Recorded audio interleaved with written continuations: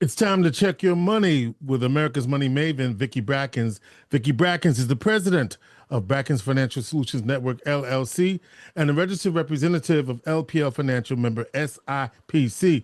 Vicki, we have special guests in the building. George, yes, we do. We have very special guests in the building, and I am really honored to say that each one of these individuals I can call a friend. Did you know over 50 years, the Syracuse Alumni chapter of Delta Sigma Theta Sorority Incorporated has awarded over 275 scholarships, totaling approximately $352,000 in scholarship funds through that 50-year period. The average award was approximately $1,280, but the true economic meaning is not limited to the size of the check. These scholarships help students stay connected to the college pathway, and that pathway has measurable economic value. Federal labor data shows that a bachelor's degree earns roughly $31,876 more than a high school graduate. Across 275 students, that represents nearly, listen to this, George, 8.8 million in added annual salary capacity. Wow. Over a lifetime, using conservative Social Security research, the cohort represents approximately $124 million to $180 million in added earnings potential. That means a $352,000 community investment helps support and educate pathways associated with more than $100 million in long-term human capital value. I want to congratulate the sorority, first of all, because it is an amazing accomplishment. One of the things, George, you and I always talk about is the fact that sometimes we need to stop and look back and reflect on what we have actually accomplished because we forget. Yes. We're doing it incrementally. Right. We never tie it together. And to look back and see what this organization has done over the last 50 years, everyone in the community should absolutely applaud them and celebrate with them the 50 years of service relative to scholarship commitments in the Syracuse community. And I keep thinking about that Tonight, dollar amount. you think that dollar amount, okay? That dollar amount is stunning, okay? Yeah. Tonight we have four honored guests from the sorority. Miss Daphne Johnson, who is president of the May Week celebration and chairperson. She is also a member and former chair of the scholarship committee. We also have Miss Jean Phillips, who is a 50 plus year member All right of the now. Syracuse Alumni chapter, member and former chair of the scholarship committee. We have Miss Teresa Harper, who is part of, and I remember this well, Delta Torch Foundation president, member also and former chair of the scholarship committee. And finally, Miss Deborah H. Schoening, who is the current 2020 through 2026 scholarship committee chair. Ladies, thank you very much for joining us tonight. I've got lots of things I want to ask you. I'm sure everybody right now is now all pumped up and ready to go. But before we go too deeply into this year's celebration, I think it makes a lot of sense for us to back up a little bit and find out a little bit about the history of Delta Sigma Theta. So who would like to, I know you all know it, but who would like to volunteer and start for us this evening? So, Vicki, it would be my pleasure to start for you this evening. But first, let me thank you again for giving us this opportunity. Thank you, George, also for the opportunity. As has been indicated, I'm Daphne Johnson. I'm the president of the Syracuse Alumni chapter of Delta Sigma Theta Sorority Incorporated. And I celebrated my 49th year in Delta Sigma Theta about a month ago. So I'm excited about that and looking forward to year 50. Delta Sigma Theta Sorority Incorporated is a nonprofit Greek letter organization that was founded on the campus of Howard University on January 13th, 1913, by 22 young collegiate women. 22 women. And think about them being collegiates. That means they were somewhere between the ages of 18 and 22, and they were on the campus making significant impacts. One of their first acts of social action was being a part of the Women's Suffrage March 2 months after the chapter was founded, after the organization was founded. Delta Sigma Theta Sorority Incorporated, since its inception, has been committed to sisterhood, scholarship, service, and social action. The founding purpose of the organization was and continues to be to promote academic excellence, to advocate for social justice, and to support communities in need.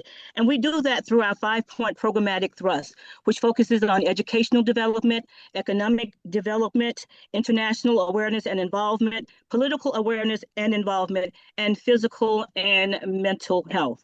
So academic excellence has always been our focus. It is one of our primary pillars, and it just ties into what we're doing in terms of scholarship in the Syracuse and Onondaga County community. Currently, there are more than 1,000 chapters of Delta Sigma Theta worldwide. Go any place and you will find a Delta. We always say that there's always a Delta in the room, especially those important rooms that you need to be in. There are more than 350,000 initiated members, and that speaks volume as to who Delta Sigma Theta Sorority Incorporated is. All right, Daphne. Well, before we continue, Vicki, since we were doing roll call for years, Deb, what's your number? As of May 23rd, 44 years. 44 years. All right, Teresa, what's your number? Well, my line sister isn't here with me, so I'm thinking it's like 42 years. Yes. All right, so y'all seasoned in the sorority. Come on now. You didn't ask me. We already said you 50 years. No. 56. Oh, 56 excuse me. years. Oh, wait, the real number. Oh. Spring 1970, Bennett College, Greensboro, North Carolina. 56 years. Wow. Congratulations. 56. Wow. Okay. All right now. So, and of course, Deb and I went to school together. Yes, we did. And that's enough. Don't say it anymore. Deb, I was getting ready to tell it, but okay. Don't tell it. Vicki, you on mute, baby. Unmute that was a really amazing overview of the history of the of Delta Sigma Theta, but I'd really also like to know a little bit more. Maybe our 56-year member can do this a little bit more about the history of the local chapter. I certainly would be very happy to share that. I came to Syracuse in 1972, and the chapter had just been chartered. It was chartered in March of 1972, and I missed it by just a few months of being a charter member. I always say I'm a semi-charter member. But yep, we got started in March of 1972. We just celebrated 50 years of being of service to Syracuse, New York. And there have been various people who've come through our chapter, of course, come and gone, and made significant contributions to the city of Syracuse. So looking back over that 50-year period, as far as that makes me feel so old because I graduated high school in 72. But okay. Looking at that 50-year period, okay, as far as the chapter is concerned, how did the scholarship program begin? Can somebody fill me in on the history of what the beginning of the scholarship program really was? Yes, I can do that, Vicki. Okay. That's and thanks for asking. Delta Sigma Theta Sorority Incorporated started May Week at the national level to celebrate academic and professional success and reinforce the need for higher education, most especially among Black women. That happened in 1920. Here in Syracuse in 1976, 4 years after our chartering, our first May Week celebration took place. A little smaller than the one that we have today. As you know, we have more than 220 guests at our celebrations recently. But in 1976, the chapter, following our national officers, realized we needed to celebrate May Week as well. That was the first year that we honored a scholarship winner. And that year, and in fact, the first few years, we awarded a 4-year rather, scholarship to one scholar. We awarded the next scholarship 4 years later. So after we incrementally awarded that scholar, we awarded the next scholar in, 1980, and the next 1984, and then 1988. So all of those were our 1-year, or rather 4-year scholarship awardees. They received scholarships over the course of their collegiate undergrad years. Our chapter really looking at the needs of the community, as well as the students that many of us here on this program today have firsthand knowledge of, realize that one student every 4 years being recognized really did not represent the beauty and wonder of the city of Syracuse in Onondaga County. And so since that time, we have awarded annually anywhere from 5 to 16 scholarships. Anywhere from 5 to 16 scholarships annually since approximately 1990.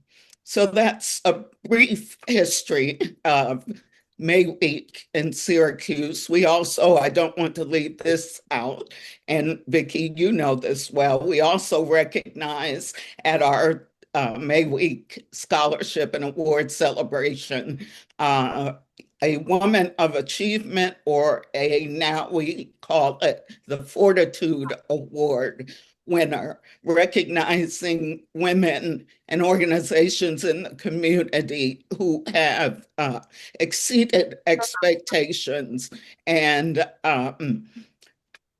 contributed greatly to especially the African-American community in Syracuse. And Ms. Brackens, I believe you might have been one of those. I was going to say. I think I was. We also have 2 other awardees on here. Oh, yes. Theresa Harper and Jean Phillips were both recognized by our chapter. That was a bug. I wasn't. Okay. Awesome. Listen, you said a couple of things in there while you were, that I realized that I had neglected to point out to our audience. Okay. May Week.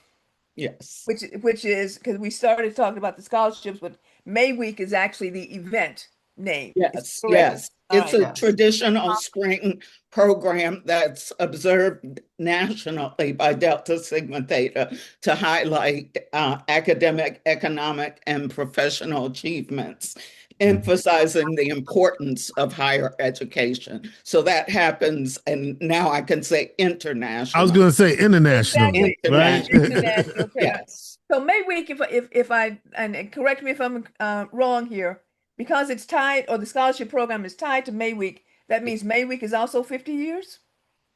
Yes. Yes, we Okay. celebrated our 50th May Week celebration this past May. So All May right. Week is 50 years. Yeah. 50 is your number for this year, right? Yeah. Well, our chapter is actually about 54 years, correct? Okay. Right. About 54 years. Yeah, because Jean was giving that history. Remember, she was saying that. Oh, Yeah. yes. Yeah, she Oh, came in yes. 72. Okay. She almost was able to. She calls herself a almost charter member. A semi-charter. Semi-chartered. So we're going, we've got the epicenter of what happened as far as the scholarship program is concerned, which started out from what I hear now as a 4-year scholarship. But after 4 rounds, you decided that you were actually going to increase and leverage more of the money across a larger audience. Yeah. So Right. now anywhere from 5 to 16 scholarships. But Yes. that's a lot of work. Tell me a little bit about the process. How do we get here? How does what's really happening to make this happen? That is a One, lot of work. And we have, go ahead, Daphne. I thought No, Vanessa was going to I speak. was, we have a May Week committee that's comprised of a variety of members of Syracuse Alumni chapter, and within the May Week committee, we have a scholarship committee and we have a fortitude committee, and we work months and months and months and months, and Yes. it is a long, extensive process. Yeah. And again, we try to get the involvement of as many members as possible to serve on one of the 3 committees. And it all happens miraculously that we're always able to pull it together that 3rd weekend in May. So Yeah. that's and one of the things about scholarship we did not mention, but for a number of years we only awarded scholarships to females. But as our grand chapter began to focus on the male population, Yeah. and recognizing the importance of investing in African American males, we started awarding scholarships to Yeah. African American males in the community as well. Yes, okay. There were a couple this time around who Yes. definitely held their heads high. Okay. Yes, they As they were did. surrounded by all these beautiful women, but they were there also, okay, receiving it. So One is, they one is my one neighbor. oh okay. in No, my neighbor. I didn't give him an inside track, but the rest of our, yeah, he lives right across the street and he's a wonderful young man. And George, I think you know something about scholarships being awarded. Yeah, I think George the Third was a scholarship recipient as Okay. well. How many, And And And wait, yeah, a few more, right? Amina. yeah, Right. yeah, So as yeah, we're going down that track, Deb, yes. maybe you want to talk about families that, we have historically, not by yes. names, but in terms of Right, numbers right, that we right, have awarded right. scholarships to over the years. Right. Vicki, as you mentioned, we've awarded 275 students or recognized 275 students over these past 50 years. And we have several family groups that have been a part of that. So just for example, in the past 20 years, we have at least 10 family groups that have ranged from 2 siblings to 4 siblings within that family group getting scholarships. And we've also had sets of twins in that bunch as well. So we have, yes, a lot of returning customers, if you will. And But we're thrilled that siblings are encouraging their siblings to apply. We're excited but about that one of here in this the family as well. I think the Kilpatrick household is We very were we were excited excited about about that too. that. maybe Okay. you need however, maybe, is it I, clear what happened with your family? Yeah. I'd like to make a comment. Yes. However, one of the difficulties Yes, I know. with the scholarship program is getting enough applicants. Now we've increased the number. We have done all sorts of things. We've personally gone to high schools. We grab them from our churches. In fact, the twins who just graduated from was it Hampton? Yes, Hampton. I was very proud of them. But we really have to get the word out so Yeah. that more young people can apply for the scholarship and the other scholarships that are offered by other Or African American organizations. yeah.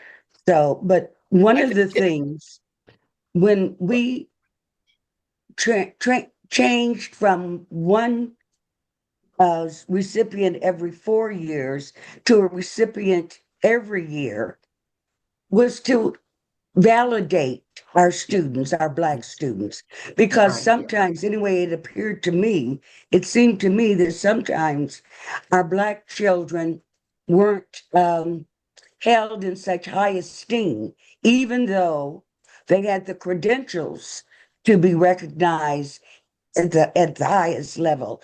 And so this way they can, they get to stand up there in front of everyone, and we shower them with love and appreciation for them continuing the work of our ancestors. Yes. One thing that I think is important to note, But you got to show my hand with this group.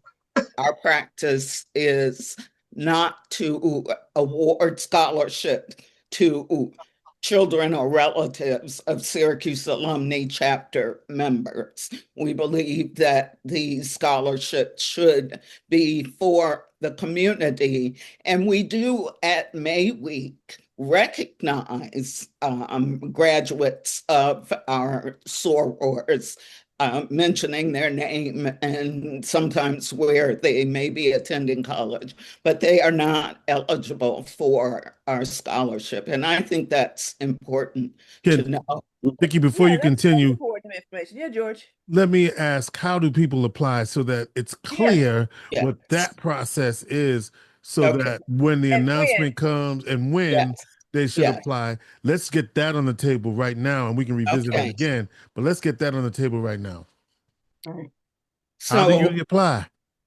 And when do we apply? yes, so somewhere between mid-December and the 1st of January, Okay. our application goes live. It is an online application. Prior to that, we send out notices to the high schools, to different organizations such as On Point for College and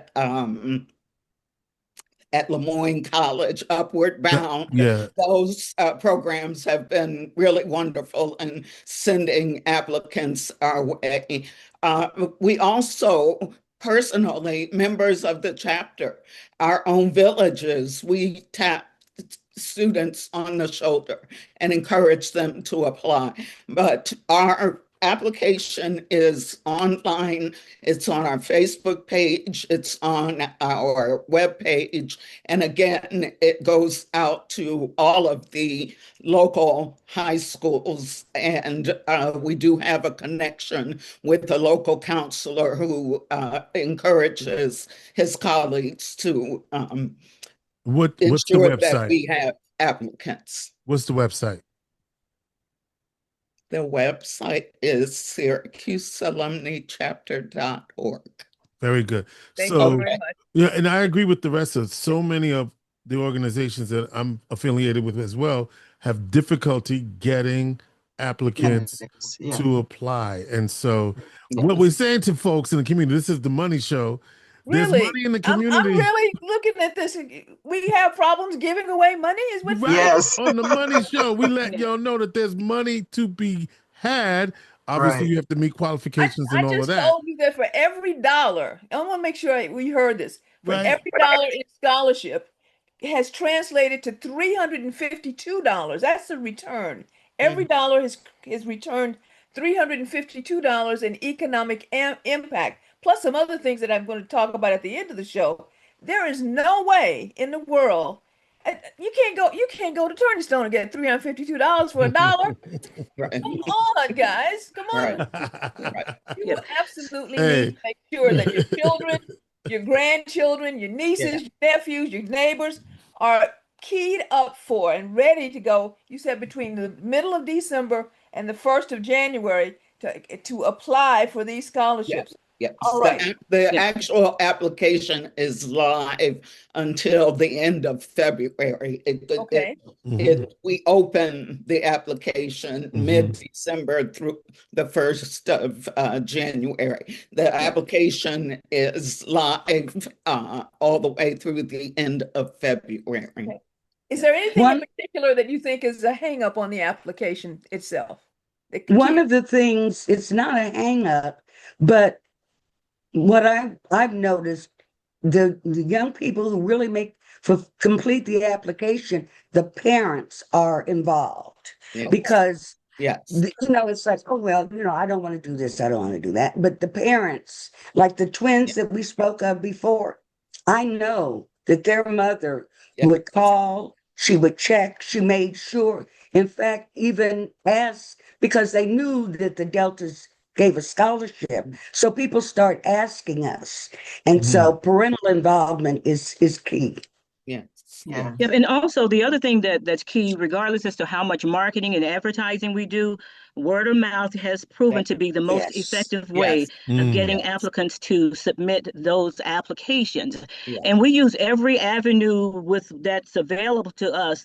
I make announcements on Sunday mornings at our church, and during that window of time, I'm up every week making announcements about the Delta Scholarship. I know the same thing happens at other churches that are represented here. Yeah. But if you know somebody, tell somebody. It's going to happen during that window of time. So just be on the lookout because the application is there. One of the other things that I want to bring out is that we talked about the 4-year scholarships that we did, and then now we do annual. But for special events, special times, we still do on occasion 4-year scholarships. For our 50th anniversary of Syracuse Alumnae chapter, we awarded a 4-year scholarship. And this year, for the 50th anniversary of May Week, we awarded a 4-year scholarship. So we are very strategic, and we look at trying to pivot when it's necessary and when there is opportunity. So we are out here. We gonna be here. You outside. Okay, I see you. All right. So and I realize that there are some levels of confidentiality that we have to maintain. Right. But can you at least share with our audience some stories around some of the scholarship winners and how their academic careers and then their actual working careers progressed and so forth? Can you give us a little context around some stories around that?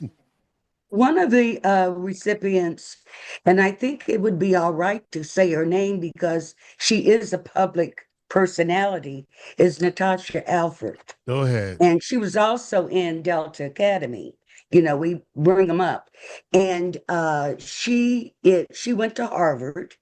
It was a toss-up between Harvard and Spelman, and she went to Harvard, and now, she's a vice president of the Griot, as well as appearing on CNN. She's a political analyst for CNN. Yes. Yep. And we know one of the things, we're so busy doing the work that we haven't done the research or the follow-up on our young people, because we know that they're doctors, they're PhDs, and teachers, just in all some areas that we don't know anything about because then I'm giving somebody an assignment real hard here. Oh, we got that assignment. We've taken the assignment, and we might be reaching out to you to assist with that assignment. But we've taken ownership of that assignment. Okay. But one of the other things that to piggyback on what the rest has said, we know that some of our scholarship recipients have ended up on Wall Street. Wall Street doing financial things, and then one of our recipients from last year, who was dubbed as the next president of the United States, was just awarded an internship for the summer with Bank of America. So they're out there in, corporate America doing things also. We just had one young man who ran for local office. He was very interested in politics and told us that when he interviewed. So we're just so excited about the accomplishments of our recipients. And they are, I think the other excitement is many of them are local, but they are also across the globe as well. Well, let me add to this list, right? Okay. So the rest have talked about Natasha Alford, who is also a best-selling author. Right. And yes. She's in her book, American Negra, so get it. Yes. She talks about her experience in Delta Academy. And when she came to speak at Syracuse, she was introduced to the audience by her mentor, Theresa Harper. So, yes. One of her mentors. One of her mentors. But she mentioned specifically, Theresa's name is in the book. That's right. I'm going to piggyback a little bit for you, George, too, because I don't know if Theresa Harper remembers this. but one of the very first groups I started working with as far as youth was Delta Academy. Mhm. Okay, I mean, when I say way back, okay, when In the they Way day. back. black, Yeah. okay, Yeah. all right. And then I also have one of your scholarship recipients, Amina Kilpatrick, is working at NBC News. So there you go. All right. Okay, right. Okay, okay, okay. Yeah. So I'm glad to hear that you are going to pick up that assignment, because when we started out the conversation, I was really digging as deeply as I possibly could on the economic impact. But Mhm. some of the times we only look at dollars.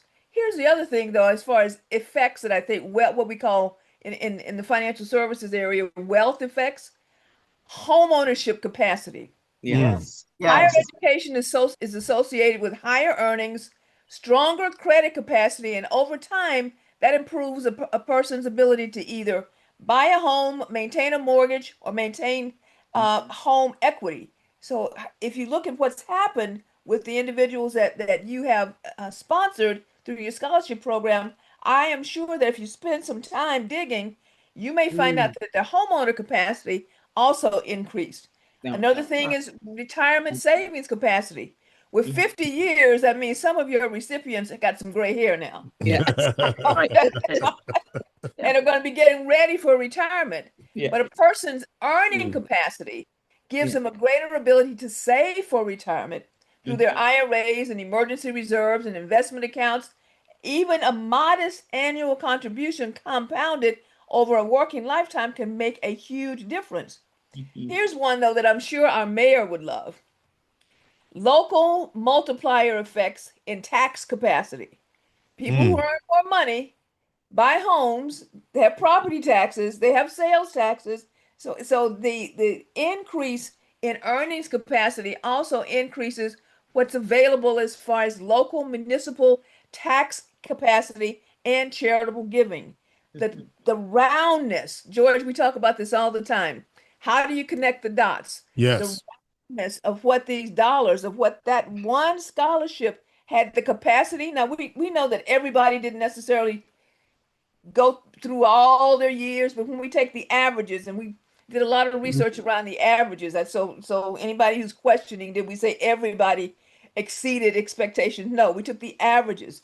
Those averages and that came out to that $100 million figure, by the way, ladies. Okay. Think about $100 million, okay, infused into the lives of individuals that you provided scholarships for. We Wow. are in gratitude and beyond compare concerning that. And we've got a few minutes left. So if there's anybody who wants to add anything additionally that for us to close out, I'm happy to take a couple of more comments. Anyone? I would just like to Well, share that at the last luncheon, I ran into one of the young ladies that had gotten our scholarship. Her daughter had also gotten a scholarship. Her Uh-oh. daughter is now a member of our sorority, and her daughter is on her way to law school. So when you talk about the impacts of, what we're doing, we don't know. I mean, it's so widespread, and we're just so proud of the young people who come in and do get the do a good job, do great. Vicky, I think Yes, sir. one, yeah, one of The the other ways thing, I was going to ask that, the rest of the talk about the foundation as well. yeah. so Oh, before yes. the rest yes, talks about the foundation, can I say one other thing? The other thing that I want to put out here, that it's your child is never too young to attend the May Week celebration. During this year's celebration, we read information from a young lady who started attending May Week when she was 5 years old. Oh, And she's that's right. attended every year up until this year. And she was actually one of our scholarship recipients this year. And she's on her way to Lemoyne this fall. Yay. So it's never too early to start your child on that path of looking at academic success from whatever avenue it comes. Yeah. And the other thing that I'm going to hear, I might be out of line, but the rest I can talk when she talks about it. I can say with a certainty, with an assurity, each of us that's sitting here tonight believe so much in the work that we do that we are personal investors. I'm just going to put that out there. We believe in the work that we do. Yeah. And when you believe in something, I think it's important that you make that investment in a number of ways. when we started the foundation in 1995. And I hope the government doesn't find this, but what happened was we used to say that, we didn't have to pay taxes. We were a tax-free organization. Well, we were going to Drumlins at the time. We found Drumlins one day said, oh, no, no, no, no. You have to pay taxes. So then we looked into starting the foundation so that we had a 501c3 organization where people who do donations, it can be tax exempt. And one of the things, for instance, when my husband died and people chose to make a financial donation, they did it to the torch. And so others have done that also. And we had a fundraiser where, we sent out letters to relatives. And so this way also, we have a relationship with Syracuse Alumni, two separate organizations. But Syracuse Alumni, when they do fundraisers, that money is for scholarship and programs. And by putting the money in the foundation, our public is assured that the money is used for that purpose. And so we've been moving right along. And like this year, we had a number, we hate to not give a deserving student a scholarship. And so we had a number of us who stepped forward, and either we split a scholarship 3 ways, or like Jean does a scholarship in memory of her sister and mother, and Deborah does one in memory of her family, and so does our president. And so we have all sorts of ways that we raise the money. Unusual ways, I guess you would say. We do want to add on that note, thank the community. Oh, because yes. we have several donors and sponsors from the community, donors to the torch. This year, as an example, we handed out 15 scholarships. 14 of those scholarships were from specific donors, were named scholarships from specific donors. So we want to thank, certainly internally, we encourage that, but we also thank and encourage the community to continue supporting. Us. Yeah, right. Well, listen, I was there for May week, and I can tell you how proud your donors also are to stand with your scholarship recipients, because it shows in you can see it in their eyes. Like, this is something that I know is going to move this person's future forward. And I'm happy to do it. Yes. Happy to do it. Okay, so all I can say is that we need to get more donors. Yes. We need to get more Can we make a plea here? Okay, and move forward. Now, I did something intentionally because I know, okay, here we go. George and I happen to be dressed in colors of different organizations who are part of the Divine Nine. Yes. Okay. I wanted to make sure everyone who watches understands that we are much better together than we are fighting. Yes. Amen. Whose colors we have on today. Yes. Today we're celebrating the Deltas because the Deltas have hit a milestone. And I'm proud to say, as part of Alpha Kappa Alpha Sorority Incorporated, the Iota Nu Omega chapter here in Syracuse, thank you. I want to say thank you.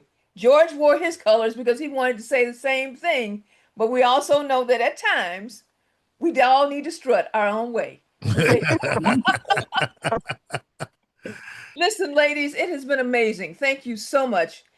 Make sure that you remind us, in probably November, early November, Absolutely. of the dates, so that we can start announcing the dates on air to get the numbers of scholarship applicants that you need going forward. Yes. We'd be happy to do that. I'd be happy. We got, every week, every Sunday, America's Money Maven, either I'm on or Michael Jennings is on. We will make sure that information. We'll make it happen. Absolutely. Yeah. So I'm Vicki Brackens, of Brackens Financial Solutions Network here in Syracuse, New York. We've had a wonderful conversation with the Delta Sigma Theta Incorporated alumni chapter here in Syracuse, New York, concerning their 50 years of scholarship and the economic impact that they have driven into this community. If you have questions, feel free to give me a call at area code 315-930-4499 or reach out at info@brackensfsn.com. We will now say our plate is full. Thank you to Gene Phillips, Daphne Johnson, Theresa Harper, and Deborah Schoening. And Vicki Brackens is the president of Brackens Financial Solutions Network, LLC, and a registered representative of LPL Financial member SIPC. As a member of Omega Psi Phi Fraternity Incorporated, I'm proud to say that Vicki is America's money maven. Thank you. Thank you. Thank you. Thank you.